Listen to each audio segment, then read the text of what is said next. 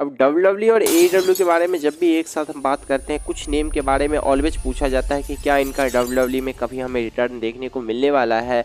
उनमें से कुछ मेजर जो नेम है, जैसे कि एज का नेम, डैनियल ब्रायन या ब्रायन डैनियल्सन का नेम, क्रिस जेरिको का नेम, और one of the great name जिसके बारे में सबसे ज़्यादा बात की जाती है, जॉन मॉक्सली एके डीन एम्ब्रोज के बारे में, कि क्या इनका कभी हमें डब्ल्यूडब्ल्यू में रिटर्न देखने को मिलने वाला है। वेल, अब बात की जाए कि क्या डब्ल्यूडब्ल्यू में इनका रिटर्न हो सकता है, तो मैक्सिमम सुपरस्टार की बात की जाए तो एज जैसे सुपरस्टार थे जिनका डब्ल्यूडब्ल्यू में सब कुछ अचीवमेंट हो चुका था, उसके बाद उन्होंने कंपनी को लेफ्ट किया। ब्रायन डैनियल्सन डब्ल्यूडब्ल्यू के साथ एक अच्छे डील पे वापस गए थे। आई मीन डब्ल्यूडब्ल्यू में सब कुछ वो कर चुके थे, वो और ज़्यादा फ्रीडम चाह रहे थे।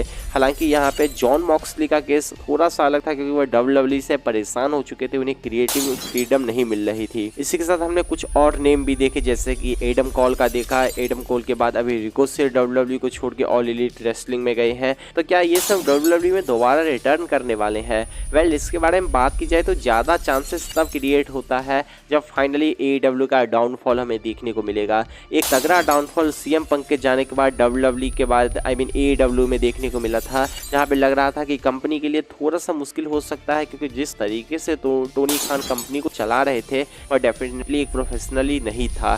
तो वहाँ पे बहुत ज़्यादा चांस थे कि यहाँ पे ऑल एलीट रेसलिंग डाउनफॉल में जा सकती है, लेकिन धीरे धीरे उन्होंने थोड़ा सा कमबैक किया। और जैसा हमें कुछ दिन पहले पिक्चर देखने को मिला था कि शेन मैकमैन और टोनी खान हमें एक साथ नजर आए, आई मीन अगर ऐसा कुछ हमें बड़ा डील इनके बीच देखने को मिलता है, तब तो डेफिनेटली अभी थोड़ा बहुत लंबा टाइम जाने वाला है जब हम ऑल एलीट रेसलिंग को देखने वाले हैं। तो अभी मैं मेजरली किसी नेम के साथ नहीं कहूँगा कि कोई रिटर्न कर सकते हैं। अब एज की बात की जाए या फिर डैनियल ब्रायन की बात की जाए, बहुत कम चांस है कि कंपनी में दोबारा रिटर्न वह करने वाले हैं, क्योंकि ऑलरेडी एज की बात की जाए करियर का आखिरी फेज चल रहा है। ब्रायन डैनियल्सन का करियर लगभग ओवर होने वाला है, तो अब यह कंपनी में रिटर्न करेंगे इसके कोई भी चांसेज नहीं है। हालांकि जॉन मॉक्सली का क्या केस हो सकता है, वहाँ पे हम एक्सेप्शन एक रख सकते हैं, क्योंकि वहाँ पे एक सील्ड वाला फैक्टर आ जाता है। फिर भी मुझे बहुत मुश्किल लगता है कि ये सब कभी डब्ल्यूडब्ल्यू में रिटर्न करने वाले हैं।